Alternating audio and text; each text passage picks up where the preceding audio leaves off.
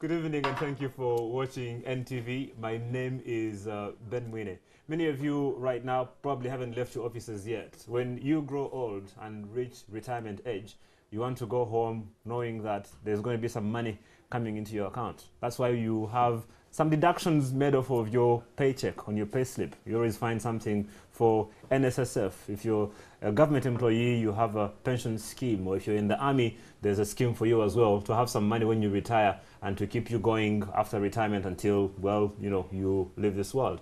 Now, how that is being handled right now in the country is a very important thing. And joining me in the studio to discuss something very important regarding what's happening with pensions in this country, someone who is right in the thick of the reforms that are happening in the country right now. And he's coming to help enlighten us on the things that are happening regarding ongoing pension reforms in Uganda. I'll bring him into the discussion right now. Moses Bekabye, whose tribe is the UN.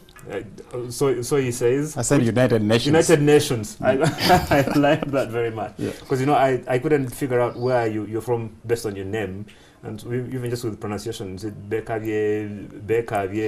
Meaning you can press me anywhere. You could go anywhere. Yeah. You're welcome. Interim Chief Executive Officer of the Uganda Retirement Benefits Regulatory Authority. Yes. We'll cut that short to Urbra to make it very easy. What is Urbra all about? Urbra, which is in full the Uganda Retirement Benefits Regulatory Authority, was set up by an Act of Parliament in 2011 to oversee the establishment and operation of retirement benefit schemes and also service providers in the retirement benefits sector. It's aimed at improving the way things are being managed, governed, and how employee savings are actually invested.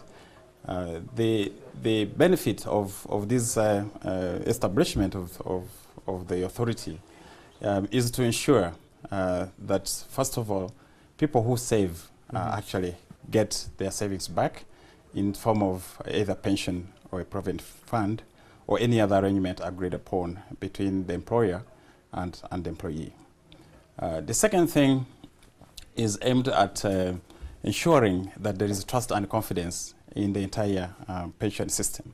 Right now we have significant governance issues, and there's a lot of skepticism about when you talk about people saving.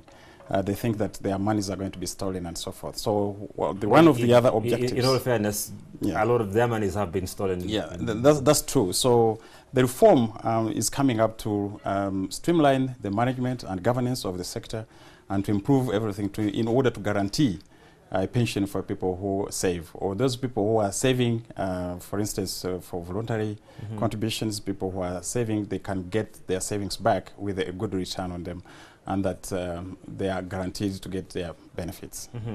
Now, one of the questions, of course, that comes in here is in terms of the number of people who have access to pension benefits in Uganda right now is quite very low, isn't it, when you think about it? Yes. Right now, when you look at the structure of the pension system we have, you basically have a very small coverage that covers only people who are in the formal sector. I always like to use the word those who are privileged, or the elite class. It's the people who are employed in the case of the public service, people working for government in the civil service. You have the public service pension scheme, which basically caters for about 400,000 people. And then you have the NSSF, which covers about 500,000 people. Putting those two together is less than 1 million people. And you consider a working force, that's really and then the workforce, you have a workforce that is about 14 million people. Exactly. So you're looking at a coverage of about 7%. And these systems are being funded by taxpayers' money, as you know. So the aim is to improve coverage. And what we are going to do in case of the private sector is to remove the threshold, so that, because when you look at the people who are contributing to the NSSF, it is companies which are employing 5 people and above.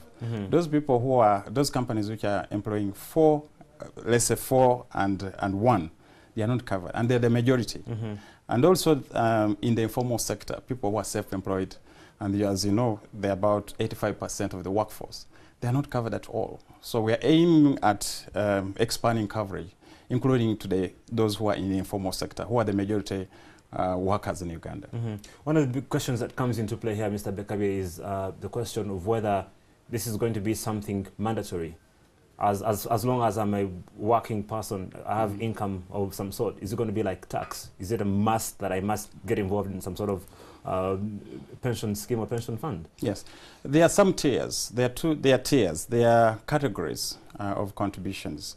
There are those which are mandatory contributions. Those apply right now to all those people who are in the formal sector, excluding those companies employing less than five people.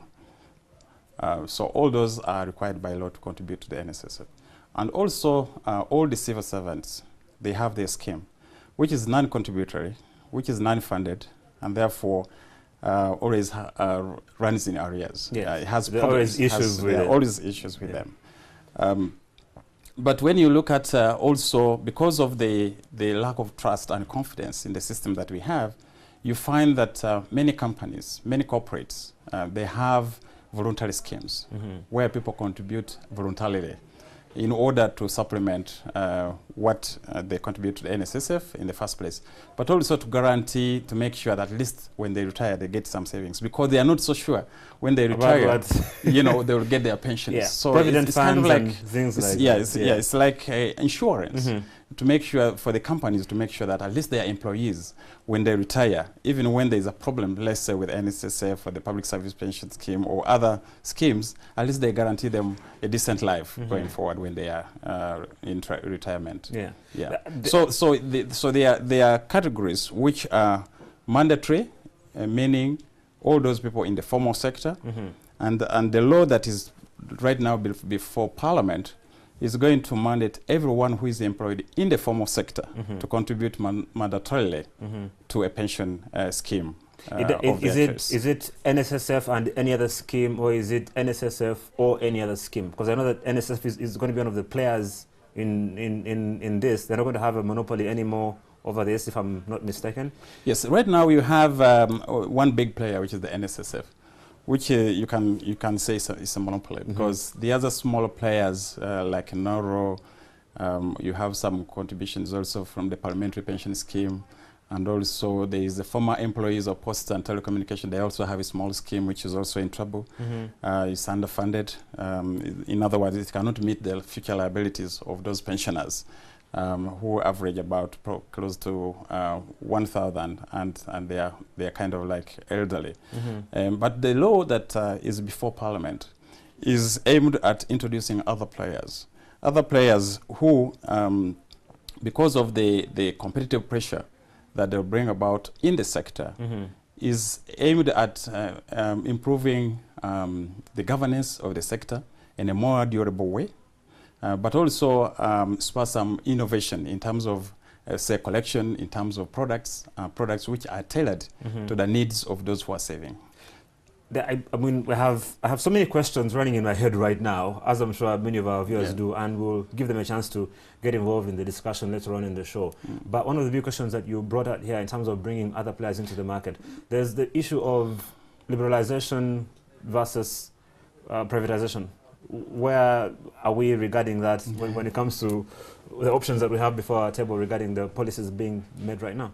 Yes, I've addressed that issue before on, say, other media outlets. And I did try to explain that the reforms we are trying to do are aimed at introducing other players. In other words, opening up the space for more players to come in. And the benefit of this is to improve services.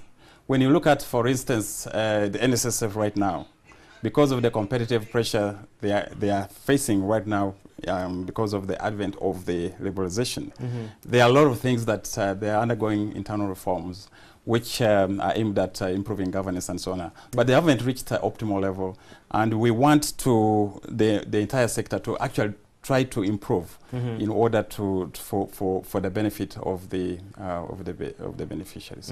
So the issue of liberalization means you bring in more players who may even be having expertise in order to innovate in the sector for the benefit of those who are contributing. Privatization, on the other hand, and which we are not doing right now, means the change of ownership of assets from government to the private sector. The assets of the NSSF are not going to change from the current ownership. The current ownership are people who are contributing, those 5 and above. The employers contribute 10% on their behalf. They contribute 5% from their salaries. And then you have, so you have 2 there. And then this scheme is kind of like there is a guarantee, an invisible guarantee or an indirect guarantee from the government. So you have a tripartite arrangement for those mandatory contributions, and that is not going to change. In other words, the governance structure of the NSSF is not going to change. Stays exactly the way it is. It stays exactly the same. What we are trying to do is to introduce more players in order to improve governance and also to bring about innovation in the sector. But also in trying to broaden coverage, because the NSSF institutionally, has a limitation in trying to reach out to these small guys. So there could be other players, who are experienced in the sector. When they come in, they'll deal with those small players.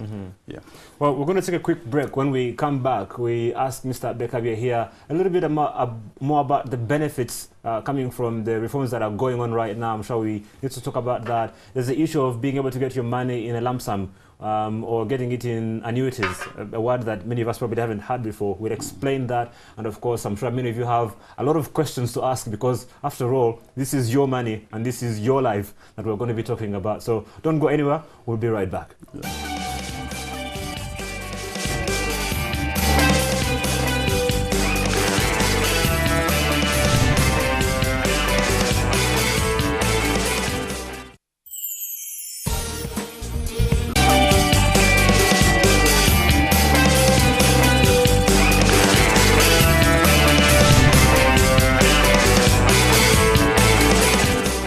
Welcome back and thank you for watching NTV. My name is Ben Mwine. Joining me in the studio this evening, Moses Bekabye, who is the Interim Chief Executive Officer at the Uganda Retirement Benefits Regulatory Authority. Remember those words and remember that organization, because it's going to impact you, especially if you are working right now. When you retire, you need to have some money coming into your account to take care of you. If you haven't made any other investments, for example, it's something that happens in many other countries. In Uganda, we have had the NSSF up until this point. That's changing right now, and that's what Mr. Bekabye is here trying to explain to us. We have a bill that's currently before Parliament.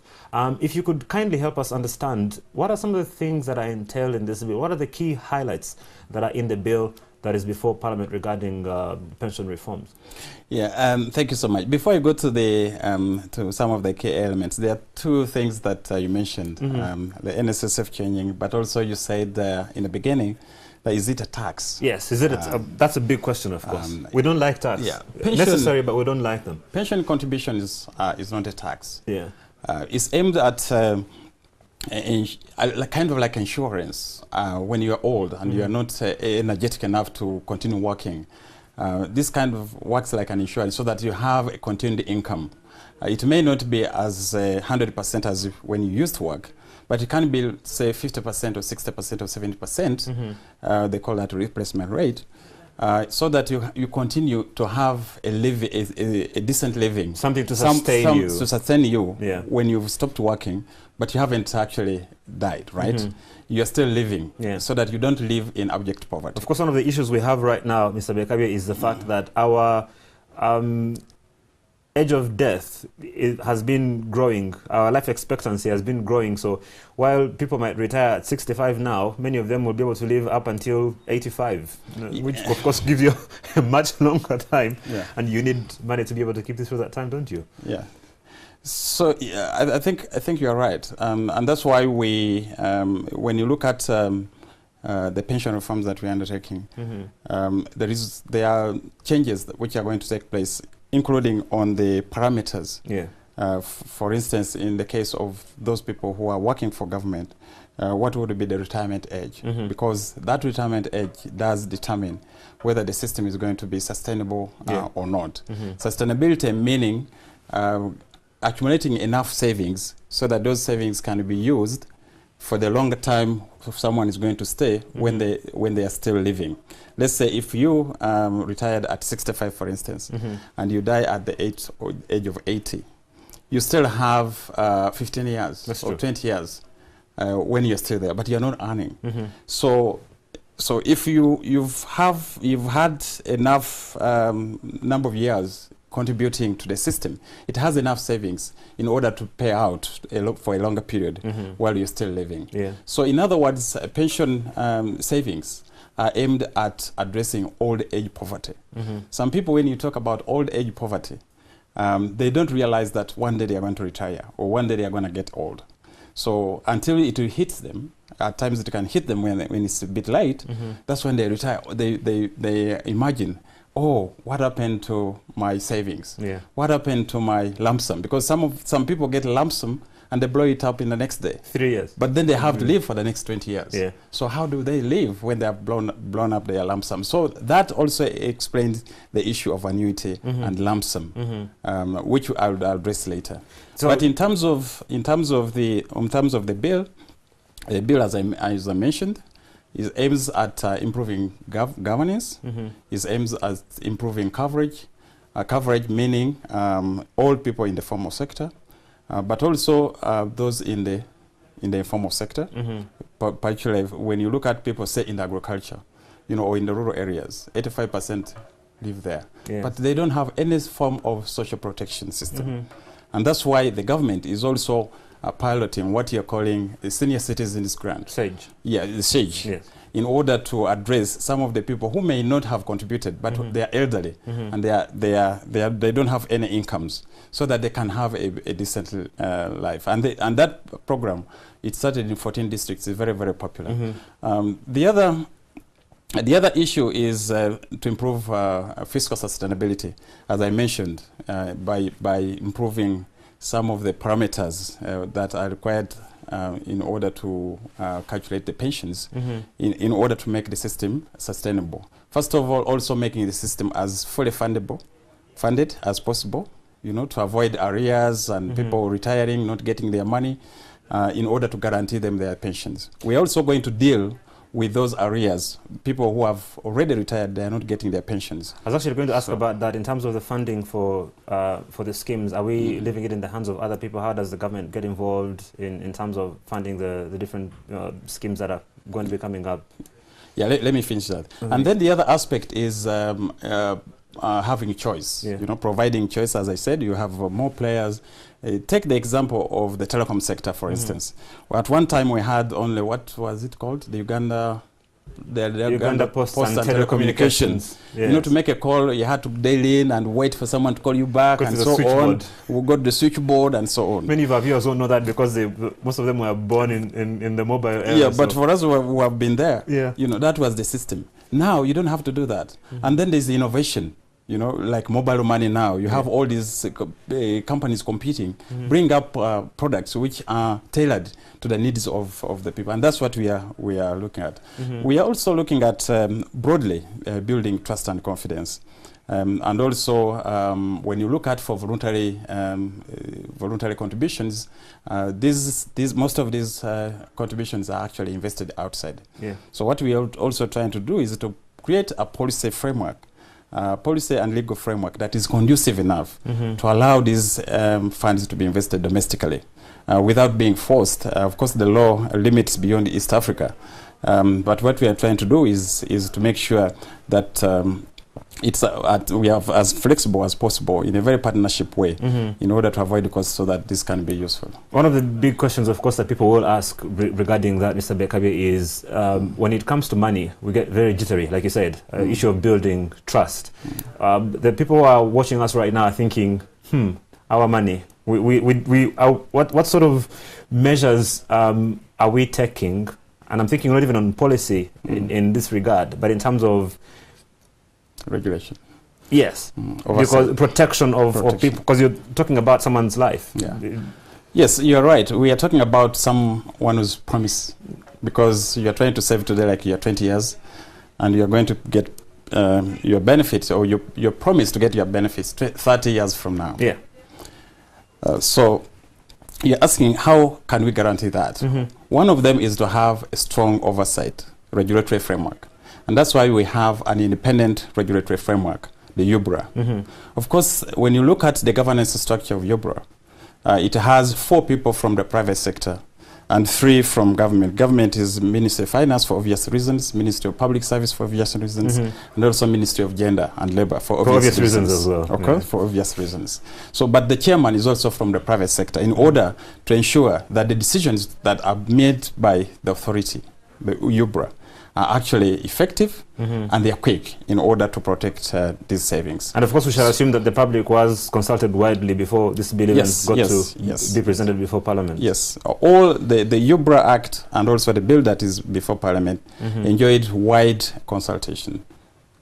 They enjoyed wide consultation. Okay. But before I divert into that one, in terms of ensuring that there is protection of people's the Urbra Act, when you read it, you find that the service providers, those are the fund managers, the administrators, the custodians and administrators, these functions are disaggregated.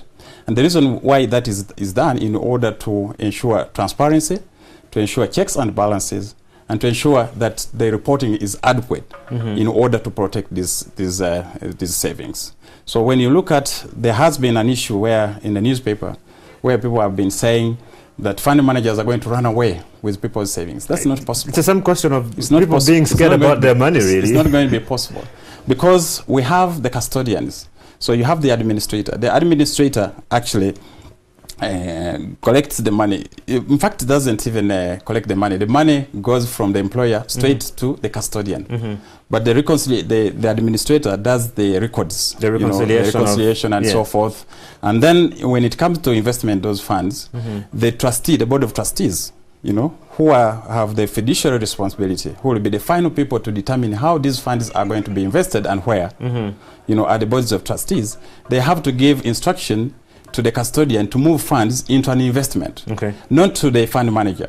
Okay, the fund manager would be the one to advise, let's invest here, let's invest there, let's move funds here, and so on. But the actual movement will be a decision made by the boards of trustees, and that decision will be given directly to the custodian. And you don't find that the fund manager will not hold any of these assets. Even when investment is taking place, the titles, for instance, land titles, or certificate of deposit, or any other instruments of investment are not going to be held by the fund manager, are going to be held by the custodian.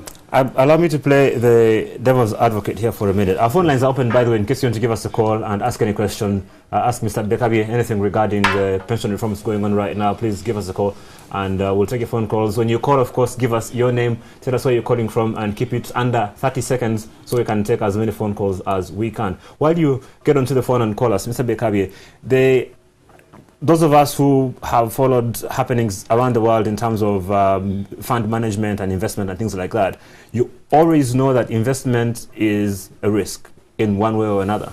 What happens when a pension fund comes and maybe has invested money, if we go back to 2007, 2008, in Lehman Brothers, and before you know it, the investment where we had put most of our money has suddenly collapsed? What happens to people who have put their money in a fund like that?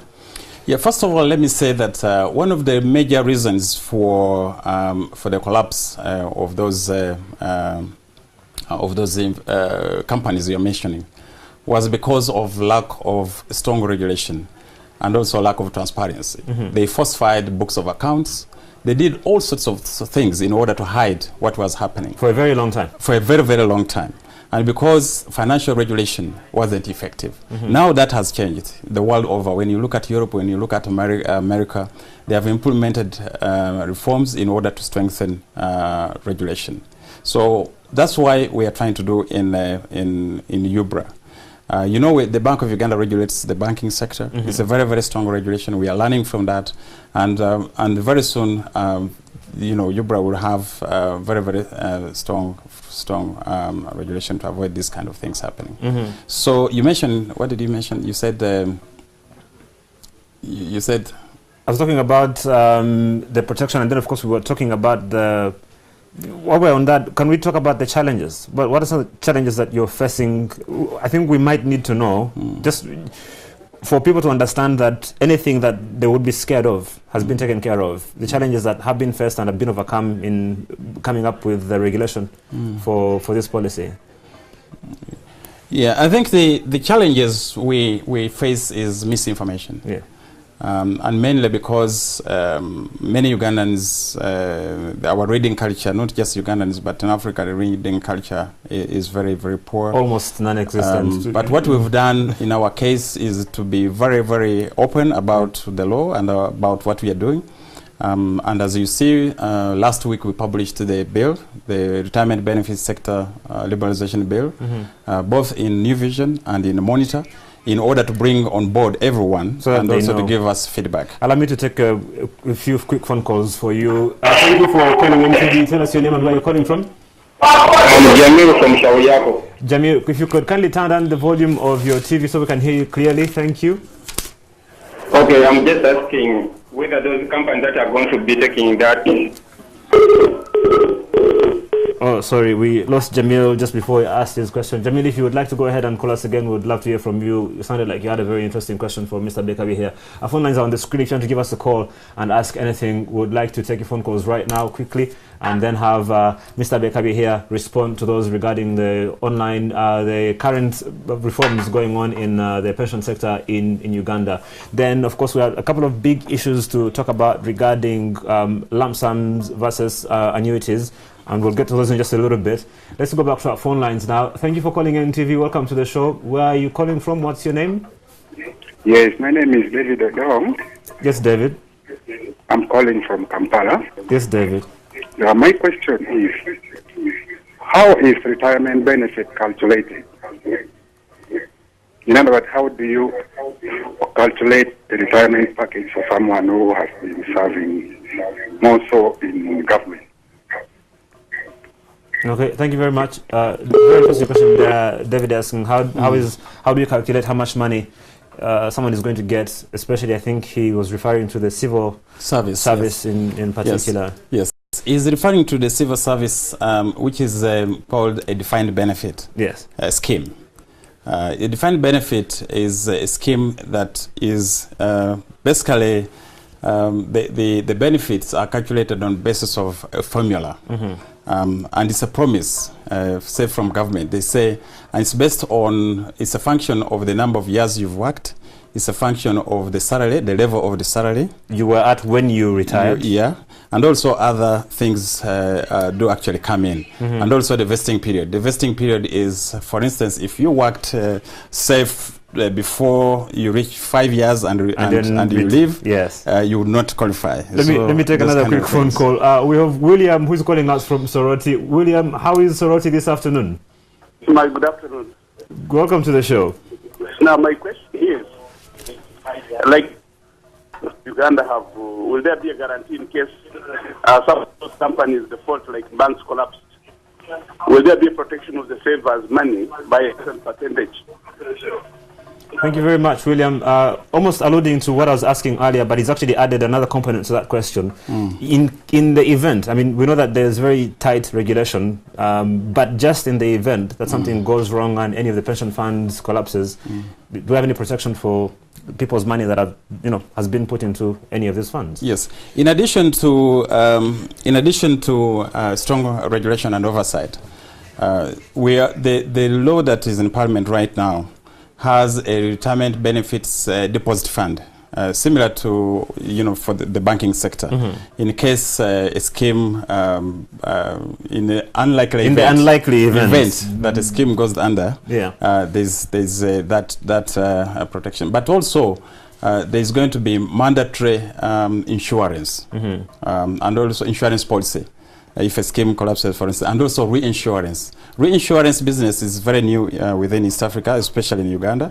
I think it's a little bit developed in Kenya, but that is going to be also one of the protection mechanisms. And then lastly, for schemes which will be collecting mandatory contributions, the government will be an invisible guarantor. Okay. Just like the NSSF is.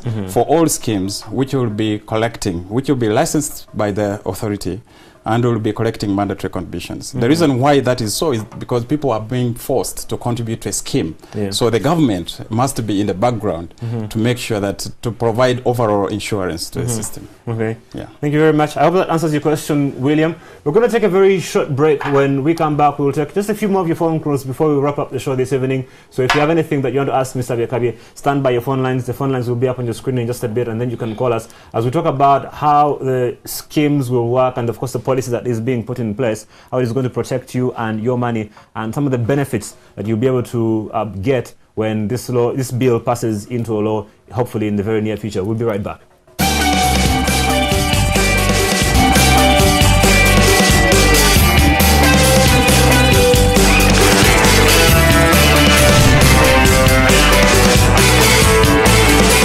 Back and thank you for watching NTV. My name is Ben Mwine. With me in the studio, Moses Bekabi. He's the interim CEO at Urbra, the Uganda Retirement Benefits Regulatory Authority. I'm getting the hang of it now. Yes. So it's quite a mouthful, but very important Urbra, as well. Urbra for your shortening. We're talking about what happens with the benefits when you retire. And before we went into the break, Moses, we were talking about how benefits are calculated, and you are just shedding some light on that. If you want to do that, and then we'll take a few phone calls and then talk about lump sums and annuities and some of those details. Yeah, I think there are quite a number of, for instance, in the case of the civil servant, it's the vesting period, it's the number of years served, and it's the average wage. In some countries, it's the average wage for the last 3 years, or the last 5 years, or the last 10 years, and then also it's best. In some countries, it's based also on what they call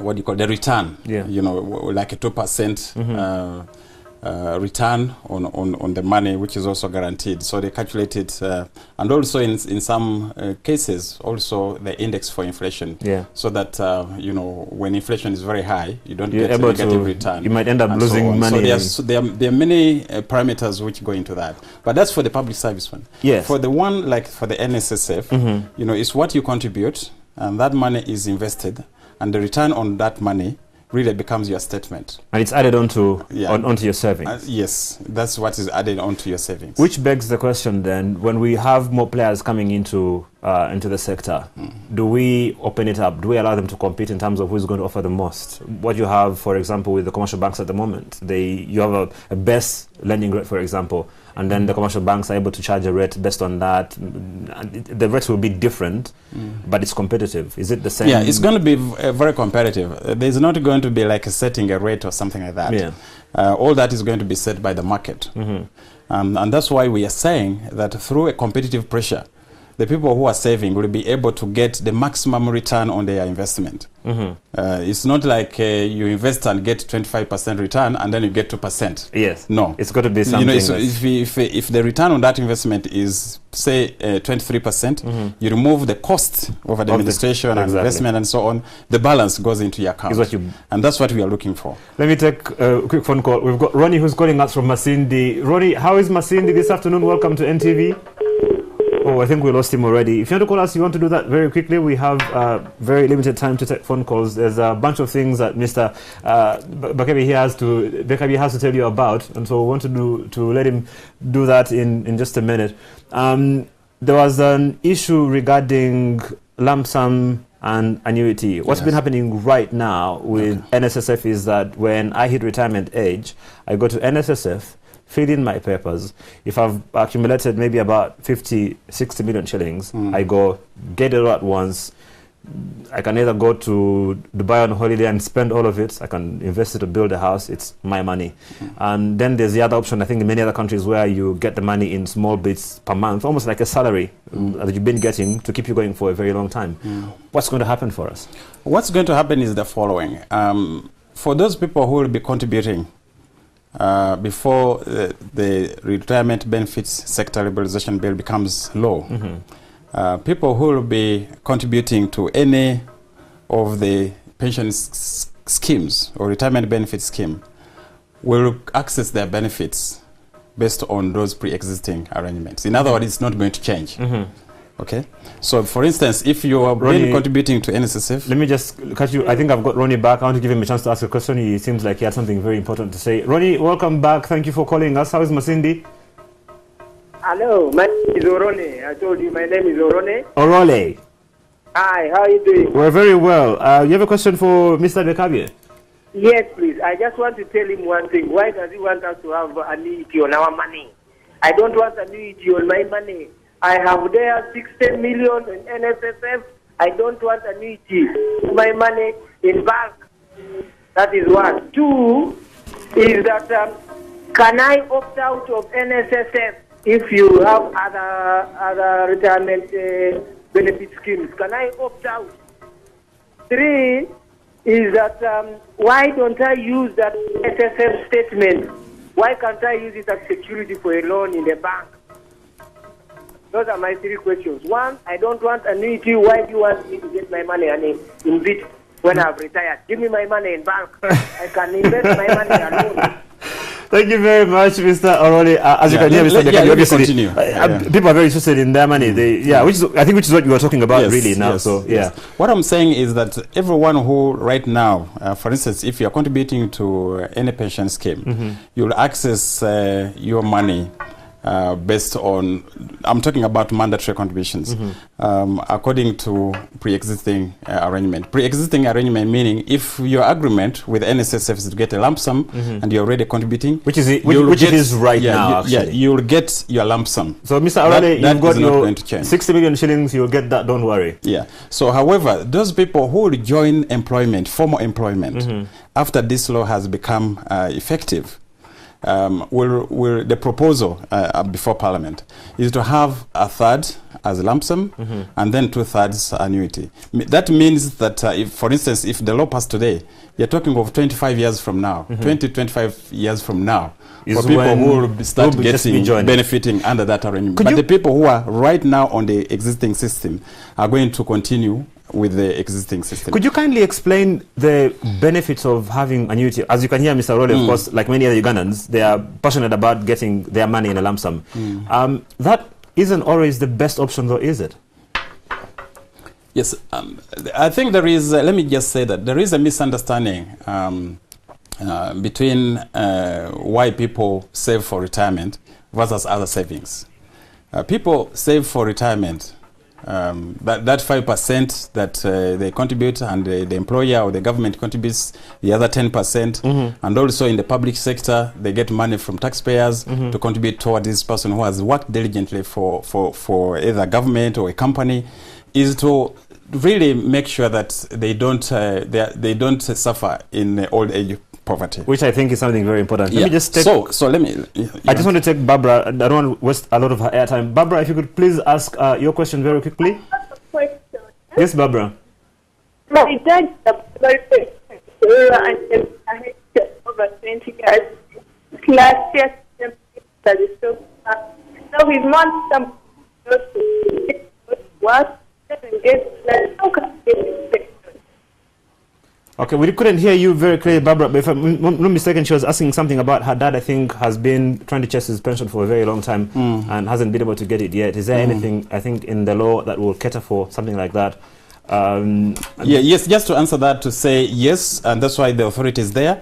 The authority is collecting all the data, is going to collect all the data on pensioners and all those people who have pensions in arrears. In arrears, like you mentioned. So that they are paid. Okay. And yes, so that will be possible. Okay, Aurelia was also asking about the option of being able to opt out of NSSF. Yes, when this law becomes law, yes, they will be able to opt out of the NSSF. When this law before Parliament, so in order to provide choice. Yes. Because competition without providing choice isn't competition. Does that mean but also choice is important in order to build trust and confidence, because many people have lost confidence in the current pension system. That's why the government is reforming this system in order to build trust and confidence, so that they can be able to contribute to this system. I've got to ask you though, isn't that going to be a problem if suddenly that option is available for me to opt out of NSSF, and every single person who is in NSSF says, I want to get my money and to get out? How does that get managed? Because I mean, the little I know about investment is that NSSF doesn't have 4 warehouses of cash lying around. Yeah. A lot of that money is invested, most of it in long-term investments. Yeah. You are right, and the law actually protects that. When you look at the transition clauses in the law in the bill that is before Parliament, we are saying that all the funds that will be NSSF will remain in the NSSF for the next 5 years. The bill is also proposing that at least a third of the 15% will continue going to the NSSF for the next 5 years. But there are also other provisions which are aimed at protecting the NSSF, because we know the NSSF is a big player in the financial sector, in the economy, and the government is protecting the NSSF from being illiquid. And so all fairness, they probably will be one of the big players, even after the bill comes into law. They'll be the biggest players because they have the experience. They have a wide network which covers the whole country. They're improving right now. As before the law comes in place, they're already doing a lot to improve. They have had the annual general meeting. They're giving out statements. They're advertising very vigorously. And although their administrative costs are still high, and the authority is going to work with them to make sure that they lower these costs. And this is what we want. Even other schemes that will come on board to do the same. My understanding is by doing that their costs are only about 2%. NSSF administrative cost is about that's very high. Really? Yes. Worldwide, the average administrative cost as a percentage of total assets, it ranges between 0.5 to 0.8%. The NSSF is about 1.85, and it's very, very high. We only have about a couple of minutes before we wrap up. He was asking the issue of being able to use his statement as security. Does the law provide anything for that? Yes. In fact, the Urbra Act and also the bill that is before Parliament has strengthened this. If you contribute for 10 years, mandatory contributions for 10 years, and then you have enough savings, you can actually utilize up to 30% of those savings to secure as a collateral. mortgage as collateral for a residential house. And the reason why it's a residential house, because a house is a key element in social protection system. That's very in retirement. True. If someone doesn't have, so you cannot say that I have 10 cars and you don't have where to sleep. Exactly. You understand what I mean? Yeah. Yes. So the law is going to allow that. Specifically the Act for allows that. housing, not specifically for residential housing. Which not makes for commercial sense. building. Yes. Not for Mercedes-Benzes. Not for buying Benzes. Because the employer is contributing towards what happens when you've retired. Very true. So that to avoid you being, to wallow in abject poverty. Someone sent us a question via our text platform asking about what happens in case of the economy struggling. One of the issues, of course, that we have right now in the world is currency appreciating, depreciating. Shilling has taken quite a beating against foreign currency over the last couple of years. Do we have any protection for our savings regarding that? What happens if the shilling against the dollar goes to 3,500 in next year or so? Yeah, I think that goes to the question you asked me earlier. Pension funds are funds which must be invested long term. And here in Uganda, we have a very big opportunity because much of our workforce is very young. The population in Uganda is very young. The workforce is very young. So the pension funds, these retirement benefit funds, they can be invested long term. Investing long term means that you are able to overcome short-term fluctuations, short-term things like what happened in the United States. Yes. In the United States, in 2007, 2008, all the pensions were wiped out from the stock markets, these stocks. But right now, because they invested a long term and they stayed in there, now they have the biggest return on their money. They have recovered, more than fully recovered what they lost. From where they were. Yeah. So if you have a young population, you can actually invest long term. However, if the scheme is having people who are a bit older and they will need the money like 5 years or 10 years, you have to invest in instruments, short-term instruments. That have higher return on investment. Yeah, high return, but also provide liquidity in order to meet the liabilities as they come due in the next 5-10 years. I think bonds, treasury bills and things like that. But the pension funds must be invested long-term, and they're invested in long-term, and that's why they're a major driver of economies of Europe and America, because they are invested in long-term investments. We do have to go right now. One last thing before we go. People need to be able to get information about this and read, and it's for their own benefit. If someone wants to get access to the bill and more information about what's happening, where do they go? Yes, the bill right now is sitting in Parliament. We also published it in a New Vision. We published it in the Daily Monitor. We're going to be publishing it next week. I think this week or next week, in the Wokede, in the local language. In Uganda, because they. And we're also planning to publish it in the Luo newspaper. What is it called? Is it Etop? Is it Etop or Rupinya and Etop? Yeah. There's those two, the Luo one. Okay. But also they can, if they need it, we can forward it to them through email. But also they can visit us on Communications House, which is on the 6th floor. The entire floor on Communications House. Okay, thank you very much, Mr. Moses Bekabie, for coming to enlighten us and helping us prepare for retirement. On behalf of Mr. Bekabie, of course, I hope you've got the information. Please go and read about it because it affects you. Don't look for your money now because you need it for the future. Don't try and get it all in a lump sum. You'll blow it, trust me. On behalf of the entire crew, my name is Ben Mwine. Have a good evening. Okay.